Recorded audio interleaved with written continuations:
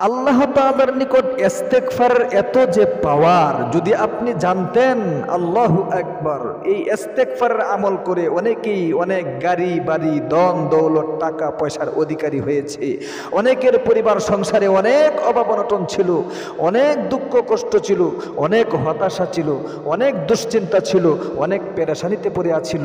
কিন্তু এই ইস্তেগফারের আমল করার মাধ্যমে আল্লাহ তাআলা তাদের দুশ্চিন্তা টেনশন দ্রবীত করে দিয়েছে। একটি নিয়মের ভিত্তিতে আপনাকে করতে হবে। ভিন্ন একটি নিয়মে কিভাবে করবেন আমি নিয়ম কানুনটা বলে দিব ইনশাআল্লাহ। যদি আপনি ইখলাসের সাথে খুলুসিয়াতের সাথে এই ইস্তেগফারের আমলটা মাত্র 41 দিন পর্যন্ত 41 বার করতে পারেন, আল্লাহর নবী বিশ্ব নবী ওয়াদা করে বলিতেছেন তার পরিবার সংসারে কোনো ধরনের অভাব অনটন থাকতে পারে না। তার পরিবার সংসার থেকে যত ধরনের অভাব অনটন আছে, যত দুঃখ কষ্ট আছে, যত হতাশার মধ্যে আছে, যত হয়রানিতে আছে, ও মহিলা মা বোনেরা, ও ভাই বেরাদররা, অনেক চেষ্টা প্রচেষ্টা আপনারা করতেছেন, কামাই রোজগার করতেছেন, মাথার গাম পায়ে ফেলে দিচ্ছেন, কষ্ট করে আপনারা সামান্য সময় নিয়ে নবীজির শেখানো আমলটা করেন না। আজকে আমলটা শিখুন, অনুরোধ করে আমি আপনাদেরকে বলছি, এবং আমলটা 41 দিন পর্যন্ত করবেন। রিজিকের যত দরজা আছে আল্লাহ তাআলা আপনাদেরকে খুলে দিবে। নদীর জোয়ারের মতো টাকা পয়সা গাড়ি বাড়ি আল্লাহ তাআলা আপনাদেরকে দান করবে। আকাশ থেকে বৃষ্টির পানি জমিনের মধ্যে যেরকম ভাবে পড়ে, টাকা পয়সা আপনাকে আল্লাহ তাআলা সেরকম ভাবে দিবে। প্রত্যেকটা কাজের মধ্যে বরকত দিয়া ভরপুর করে দিবে। আল্লাহু আকবার। প্রিয় দিনী ভাই এবং বোন, ইস্তেগফারের আমলটা আমি বলে দিচ্ছি। এর আগে আমি আপনাদেরকে খুব মনোযোগ দিয়া শুনুন। ইস্তেগফারের যে ফজিলত, এই ফজিলতটা বর্ণনা করিতেছি। আল্লাহ তাআলা ইস্তেগফারের ব্যাপারে কুরআন আল কারীমের মধ্যে কি কি বলেছেন।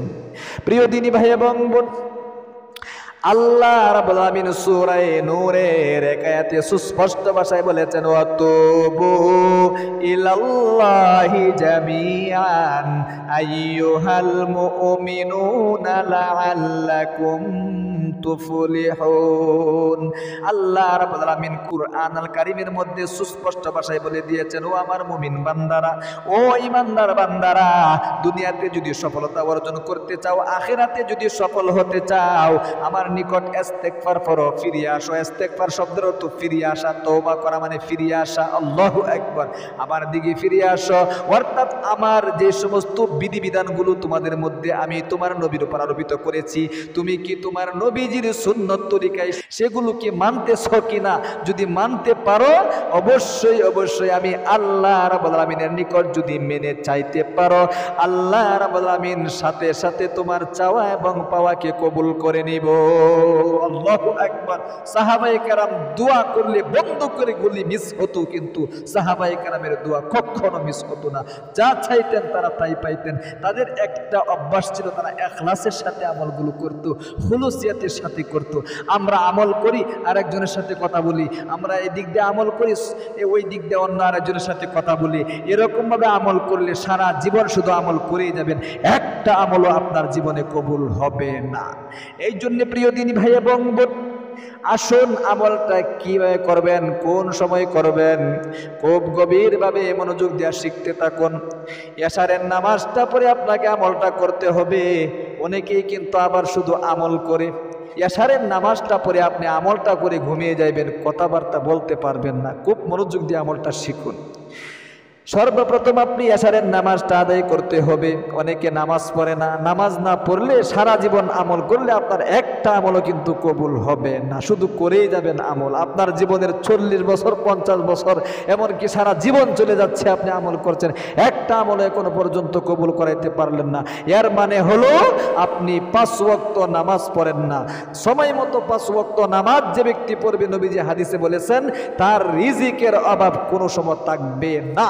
5টা পুরস্কার আল্লাহ তাআলা দিয়া থাকে 5 ওয়াক্ত নামাজ যদি আল্লাহর কোনো বান্দা বান্দি সময় মতো আদায় করতে পারে। 1 নম্বর, দুনিয়ায় কোনো তার রিজিকের অভাব হবে না। 2 নম্বর, কবরের শাস্তি থেকে আল্লাহ তাআলা তাকে রক্ষা করবে। 3 নম্বর, আল্লাহ তাআলা ফুসরাতের ঘাটকে বিজলির আকারে পার করাইয়ে দিবে। 4র্থ নম্বরে আল্লাহ তাআলা ডান হাতে আমলনামা দিবে। 5ম নম্বরে আল্লাহ তাআলা তাকে বেহেশতে প্রবেশ করাইবে। সে হাসতে হাসতে হাসতে হাসতে বেহেশতে প্রবেশ করবে। একবার বলুন সুবহানাল্লাহ। প্রিয় দিনী ভাই এবং এবং বোন, সর্বপ্রথম আপনি 2 রাকাত সালাতুল হাজত নামাজ পড়বেন।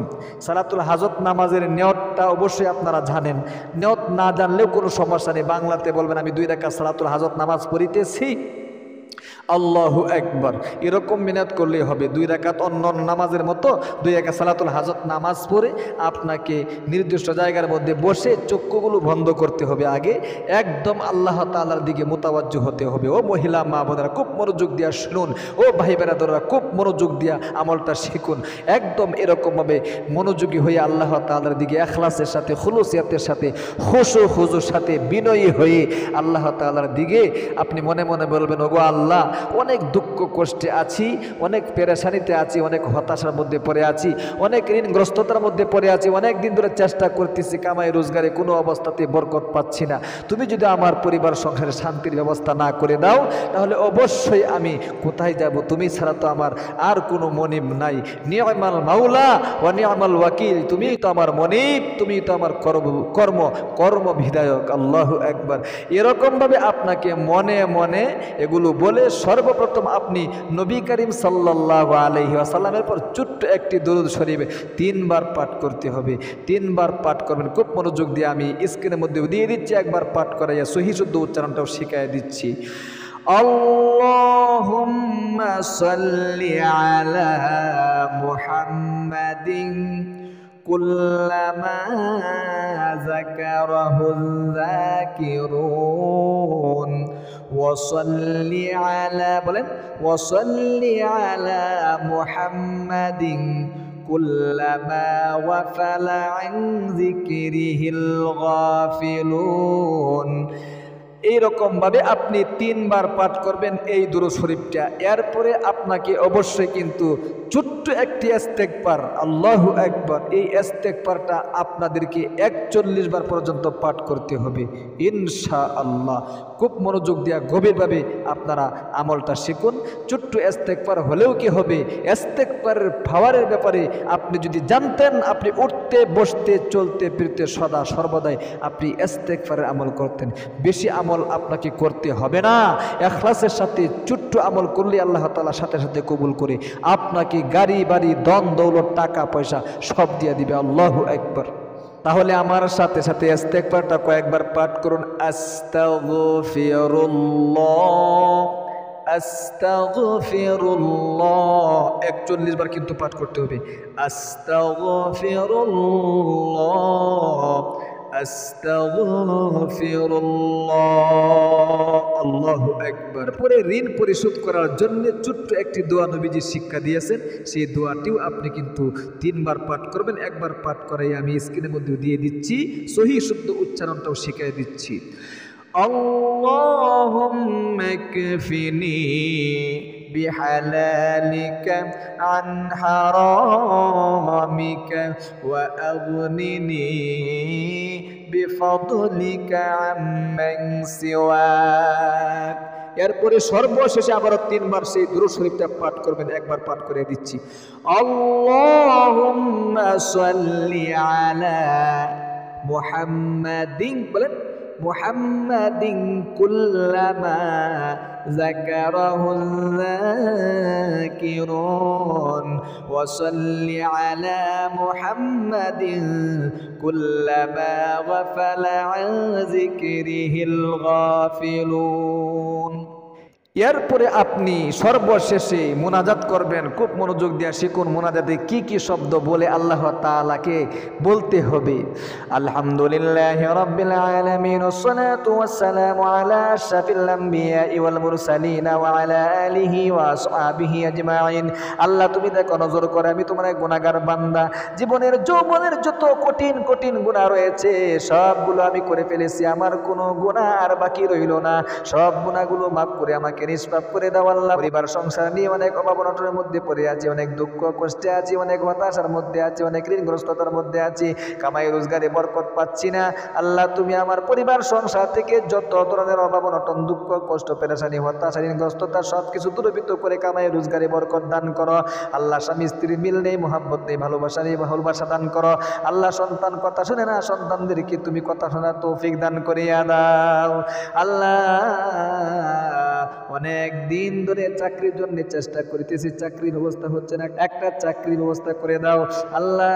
অনেকের চাকরি হয়েছে, প্রমোশন হচ্ছে না, প্রমোশন হওয়ার ব্যবস্থা করে দাও। এরকম এ টু জেড আপনার মনের যত আশা আকাঙ্ক্ষা আছে সবগুলো আল্লাহ তাআলার কাছে একটা একটা করে বলতে হবে। সর্বশেষে আপনি আখিরি তামান্না ওয়াজআল কালিমাতুনা ইনদাল মাউতি লা ইলাহা ইল্লাল্লাহু মুহাম্মাদুর রাসূলুল্লাহ সাল্লাল্লাহু আলাইহি ওয়াসাল্লাম। তাহলে প্রিয় দিনী ভাই এবং বোন, খুব মনোযোগ দিয়ে আমলটা অবশ্যই এশারের নামাজটা আদায় করার পরে 2 রাকাত সালাতুল হাজত নামাজ করে পড়বেন। আল্লাহ তুমি তোমার বান্দা বান্দীদেরকে অবশ্যই পাওয়ারফুল তোমার নবীজির শিখানো আমলটা এশারের নামাজটা আদায় করার পরে করার তৌফিক দান করো, আমিন। ভালো, অবশ্যই আমাদের ইসলামিক চ্যানেলে যুক্ত থাকতে হলে অবশ্যই চ্যানেলটাকে সাবস্ক্রাইব করে পাশে থাকা বেল আইকনটা অন করে রাখবেন। যারা ভিডিওটা দেখেছেন একটা লাইক দিবেন এবং একটা কমেন্ট করবেন। আল্লাহ যারা একটা লাইক দিয়েছে এবং একটা কমেন্ট করেছে অবশ্যই তুমি তাদের প্রত্যেকের মনের আশা পূরণ করে দাও। মক্কা মদিনা তাদেরকে হজ করার তৌফিক দান করো। ভালো থাকবেন, সুস্থ থাকবেন। আসসালামু আলাইকুম ওয়া রাহমাতুল্লাহি ওয়া বারাকাতুহু।